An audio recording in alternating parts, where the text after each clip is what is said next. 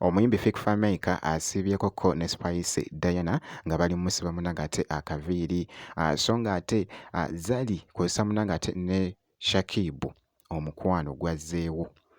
bazzeewo so ngenda kubeera nga mbikulagakoko mu maaso awo so nga ate Rema Namakula kw'ossa ate ne Daxi Vibes beekoze munanga ate ebintu wano mu katambi so bye ngenda okubeera nga nkutuusaako bampite Jaminati nsinza ku Jaminati Yugi wabula ntandise munanga ate n'akatambi kano omuli munanga ate Spice Diana babadde nga bali musiba nviiri nga omuyimbi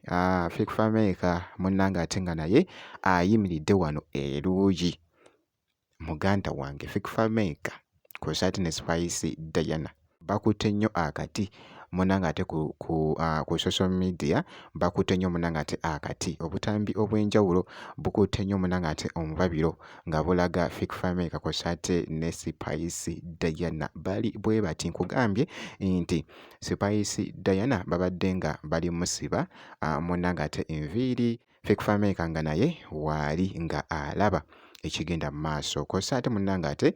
n'okubeera nga banyumyanyumyamuko mpolampola nga boogezaako munnanga ate okulaba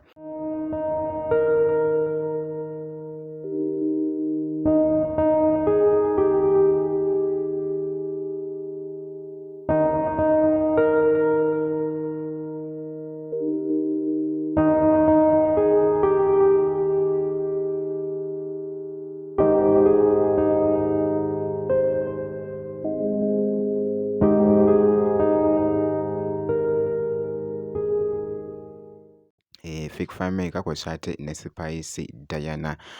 so nga nkwongeddeyoko munnanga ate Zari kw'ossa ate ne Shakibu Shaddaaki bazzeewo munnanga ate ne baddiŋŋana twasembayoko wali okulaba oba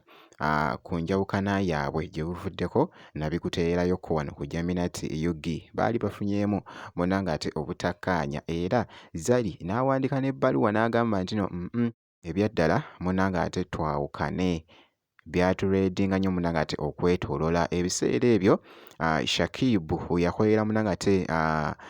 ne fight wali ne mwana mulenzi munnanga ate bwakuba nti nomwerabidde erinnya fight wali eyali munnanga ate e Kenya era nga yagiwangula ebiseera ebyo so mu katambi kano babadde live naye muganda wange ekintu kye bayita love muganda wange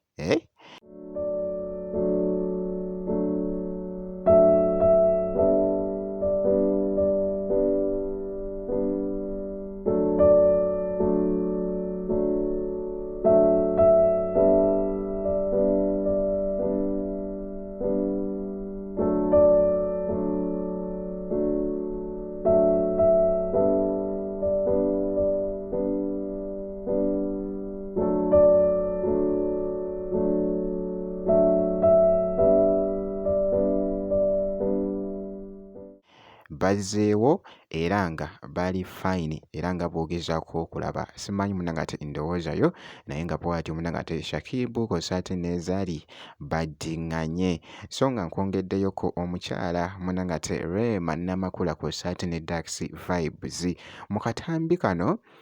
it was a challenge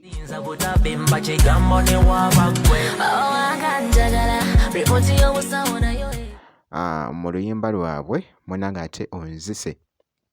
simmanyi oba waaluceekinzeeko muganda wange oluyimba lwa Rema Namakula kw'ossa ate ne Daxi Vibes muganda wange bw'obeera nga tonnaba weetaaga munnanga ate oluceekingeko omukwano guli mu luyimba luno muganda wange it was a challenge babadde bakawanise akatambi kano ku mukutu munnanga ate ogwa TikTok naye kansooke munnanga ate nkuzannyiremuko embeera nga bw'ebadde mu katambi wano njagala weetegereze bulungi nnyo munnanga ate omuyimbi wo Rema Namakula kw'ossa ate ne Daxi Vibes nga bwe kibadde munnanga ate mu katambi kano ndyoke nkuze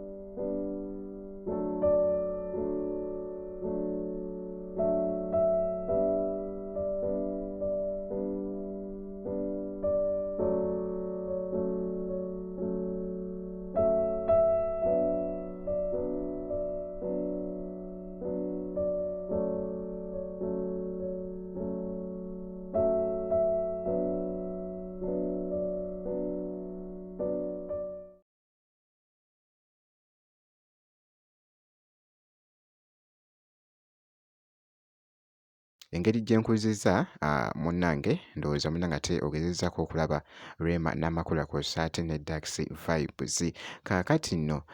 kye njagala okutegeeza nti obutasubwa munnange ate update yonna eri omuyimbi nga Rema Namakula kw'ossa ate ne Dax Vibes, olina okukakasa nti nno osubscribinga, ebisigadde byonna just bitulekere kasita obeera ng'osubscribinze, tujja kubeera nga tukuwa update yonna.